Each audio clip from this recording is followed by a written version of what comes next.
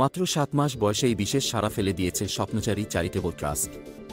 মাসে 2 বা 3টি প্রকল্প প্রদান করে সমাজে খুশির আবহাওয়া নিয়ে এসেছে হাওড়ার আন্দুল মাসিলায় স্বপ্নচারী চ্যারিটেবল ট্রাস্ট। আজ প্রায় জন পিছিয়ে পড়া ক্ষুদেদের হাতে পুষ্টিকর খাবার ও শিক্ষা সামগ্রী তুলে দিয়ে এক নজির সৃষ্টি করল। তার সাথে সমাজের গুণী মানুষদের সঙ্গে নিয়ে সাংবাদিকদের সামনে সাংবাদিকসহ বিশেষ সংবর্ধনা প্রদান করল স্বপ্নচারী চ্যারিটেবল ট্রাস্ট। এই অকল্পনীয় অনুষ্ঠানের মধ্য দিয়ে সমাজে বিশেষ বার্তা বহন করল পিছিয়ে নই, এগিয়ে আসে, ভয় নেই, সাহস ধরো, সমাজকে এগিয়ে নিয়ে চলো।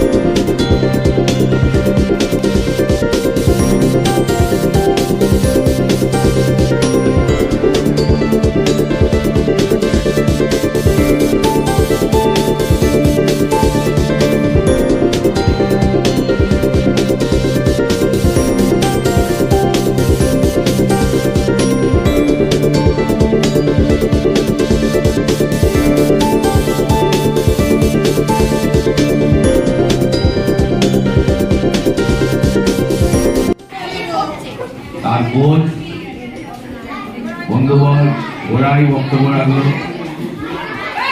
উপস্থিত আছেন এই স্বপ্নচারী চ্যারিটেবল ট্রাস্টের আজকে সম্মানীয় অতিথিরা, উপস্থিত আছেন স্তম্ভ যারা আজকে সম্বর্ধিত হলেন। ক্যামেরার পিছনে যারা থাকতেন আজকে তারা ক্যামেরার সামনে এসছেন।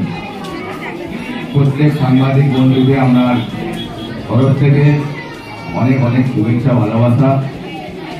এখানে বক্তব্য রাখার বিশেষ অবকাশ নেই, অনেকে অপেক্ষা করছেন।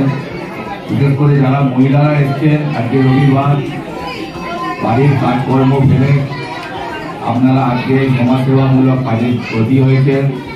প্রত্যেককে আমার তরফ থেকে অনেক অনেক ধন্যবাদ। এই চিন্তা ভাবনার প্রধান উদ্দেশ্য হচ্ছে যে বেশিরভাগ মানুষ তারা তাদের লিমিটেশনটাকে এতটুকু ভাবে, কিন্তু তারা নিজেরাই জানে না তাদের পোটেন্সিয়ালটা কতটা, তাদের চিন্তাভাবনা, তাদের প্রতিভা কতটা, এটা জানে। স্বপ্নচারী চ্যারিটেবল ট্রাস্ট বিভিন্ন সামাজিক এবং মানুষ কল্যাণমূলক কাজের সঙ্গে দীর্ঘদিন ধরেই যুক্ত। এর আগেও আমরা বহু সংস্থার সঙ্গে কাজ করি, এখন এটা স্বাধীনভাবে একটা বাচ্চা থেকে যেমন মানুষকে আমরা সেবা করি, মানব ধর্মটাকে যেমন আমরা সব থেকে বড় ধর্ম, এবং প্রত্যেকটা ধর্মেরই সার সত্য কথা যে একটা মানুষ না অভুক্ত থাকে, একটা মানুষ না অত্যাচারিত হয়, একটা মানুষ না অসুস্থ থাকে। অতএব যদি প্রত্যেকটা ধর্মে এই কথাই থাকে তাহলে এটাই হচ্ছে মানব ধর্ম। তো আমাদের মানুষ গড়তে হবে। আজকে মানুষ এক ধরনের, ছাগল এক ধরনের, গাধা এক ধরনের, কিন্তু আমরা কি কোনোদিন এটা ভাবতে পারি যে একটা ছাগল তার বাচ্চাটাকে বলে বাবা তুই ছাগল হ, বা গাধা কোনোদিন তার বাচ্চাকে বলে বাবা তুই গাধা হ? কিন্তু আমরা মানুষ, আমরা বলি বাবা তুই মানুষ হ। অবশ্য মানুষের আবার অনেক ক্যাটাগরি আছে, সেটা তো আর বলার অপেক্ষা সকলেই জানে। তো এই যে সুন্দর মানুষ ঘুরতে গেলে জীবনটাকে রচনা করতে হবে। জীবনটা রচনা করার ব্যাপার আছে, আমাদের চারপাশে সব কিছু আছে, শুধু গণ্ডির বাইরে একটু আগিয়ে গিয়ে কাজ যদি শুরু করি, আমাদের চিন্তাভাবনা প্রসারিত করি, দেখবেন অটোমেটিক্যালি চেঞ্জ সিস্টেমে সব এসে যাবে।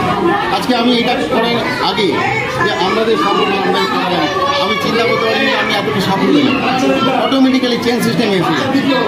অতএব আমার একটাই মানুষের কাছে আহ্বান, আমাদের এই পাড়াতে পাড়ার পিছনে আমার এই একটাই আহ্বান যে মাসিরা স্বপ্নচারী এটাকে যদিও আমরা আমাদের আন্দোলন শাখা থেকে পরিচালনা করে আসছি এতদিন, এবং আমাদের কাঁথিতেও আমাদের একদিকে জমি প্রজেক্ট চলছে, পরিয়ালে আমাদের অলরেডি 12খানা বাড়ি হয়ে গেছে।